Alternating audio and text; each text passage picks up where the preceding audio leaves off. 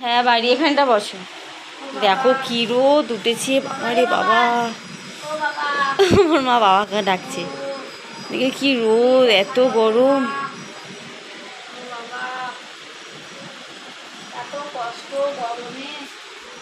উফ, আমার মা এলো। কি নিয়ে এসছো মা ব্যাগে? বাবা ঘুমাচ্ছে। ভালো করেছি, ভালো করেছি।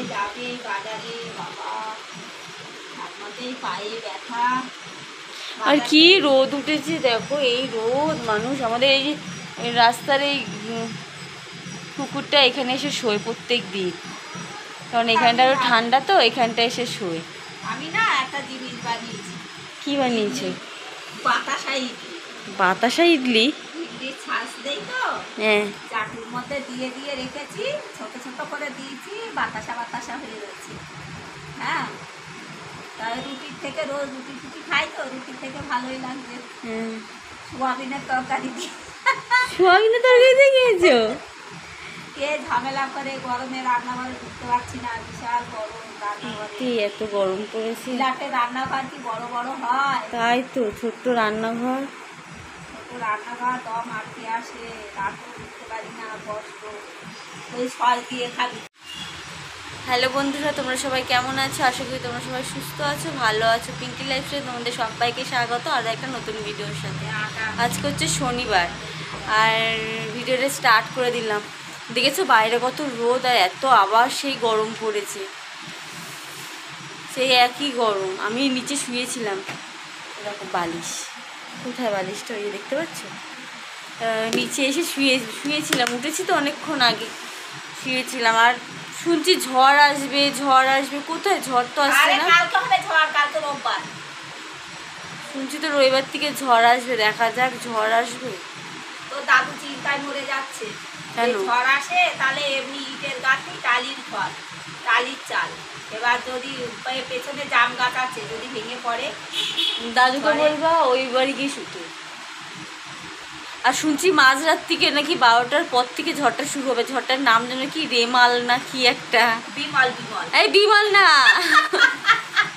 আমি নাম দিচ্ছি বিমল। কি রেমাল না কি, বেশ অমল বিমল যা হোক একটা হবে। ঝড়ের একটা নামও বের করে বলো। এবার খৈনি, গুড়াক্ষো এসব বেরোবে। সত্যি ঝড়ের নাম। কই দেখি কি বানিয়েছো? আর এই যে ইডলি বানিয়েছি, ছাল নেই তো, কি সুন্দর নরম থলথলে হয়েছে। এই দেখো, এটা তো মনে হচ্ছে পিঠে, ওই যে সাজের পিঠে। ছাদের পিঠে এরকম হয়, কি সুন্দর ছোট ছোট নরম, খেতে খুব ভাল লাগছে। আমি তো গরম গরম খেয়ে নিয়েছি কটা। কি বলতো, ছাদ নেই তো, এরকম গোল গোল হতো ছাদে, এরকম গোল গোল। বিরক্ত লাগছে এত গরমে। চলো এটা খেয়ে এই নে, সস দিয়ে খাবি, সস। কোনো সস ইডলি নেই, কেউ সস দিয়ে খায়। কে বানাবে রে ওই সব? হ্যাঁ তাও ঠিক। কে করবে? গরমে মরে যাচ্ছি, কে করবে? গরম গরম শুধু খেলেও হলো। আজকে সেই সকালে কি করবো, ডিম দিয়ে আর ওই সোয়াবিন দিয়ে করেছি, আর এ করছি। আমি তো খাবো না, পাতাও ফেলে দিয়েছি সেদিন। আমি তো খাবো না ওই সব। আরে তুই খাবি না, তুই পটল ভাজা টাজা এমনি এইসব পটল ভাজা। শনিবার আজকে আমি নিরামিষ খাবো। ভাজা ভুজা ওইসব খাস। আমি আর রান্নাঘরে, আমি আর মানে কি বলবো। না না, যা হয়েছে এই অনেক। সকালবেলা তো নিয়ে চলে গেছে। আবার বাপের বাড়ি যাবো। কবে? আচ্ছা, তো 13-14 দিন পরে। ও 13-14 দিন পরে যাবো। ওই অষ্টম পার হবে, তাই যাবো। বাবা, ওখানে যা গরম। গেছিলাম না, এবারও যাবো। ওখানে তো প্রচুর গরম। সে গরম হোক আর কি করবো, একটু যাবো। নাম কীর্তন হবে, আমাদের এখানে হয় না। কলকাতায় অষ্টম পর হয় না। আমাদের এখানে মেলা বসছে তো, বলো। হ্যাঁ, মেলা বলবে, সব বোঝাচ্ছে। যাবো মেলা। আর আমাদের ওখানে হয় গ্রামে, অষ্টম পর হয়। যারা যারা গ্রামে থাকে তারা জানে অষ্টম পর কাকে বলে। আমি আমাদের এখানে হয় না, কলকাতায় হয় না। আমার ভালো লাগে তোদের সাথে, গ্রামের মানুষ না আমি, ওদের ভালো লাগবে না। তোরা বলবি কে দেখে। খাচ্ছি এটা। লাগছে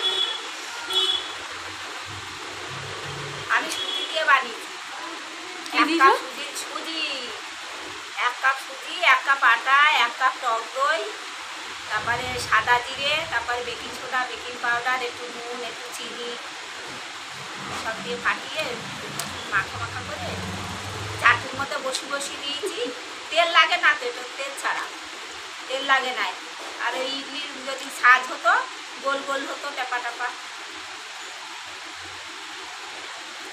ভালোই হয়েছে।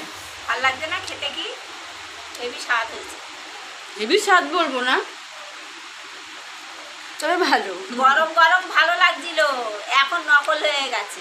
ঠান্ডা হলে ভাল লাগে, এগুলো গরম খেতে হয়। মা বলছিল হেভি স্বাদ, ওই হেভি স্বাদটা না তবে ভালো লাগে। গরম খেয়েছি হেভি স্বাদ লাগছিল, ঠান্ডা হয়ে গেলে হেভি না হেভি না। দানাদার কত করে? সন্দেশ আছে এইখানে পিস হিসাবে দানাদার আমাদের ওই হাকিমপুর গ্রামে ওখানে 140 টাকা কিলো। কোথায়? ওই যে হাকিমপুর বলে হ্যাঁ না, হ্যাঁ ওদিকে কিলো হিসাবে বিক্রি হয়। আচ্ছা রসগোল্লা কটা দেবো? 6টা দাও।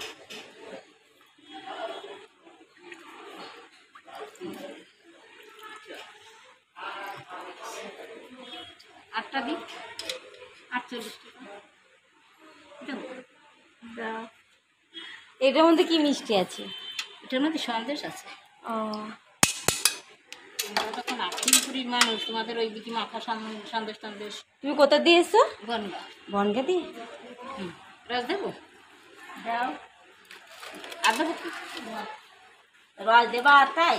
ওই যে দিচ্ছি, লাগলে দেবো, না লাগলে না দেবো। আর এনে আমি পিঠা নিতে এসেছি। এগুলো কি দেখি?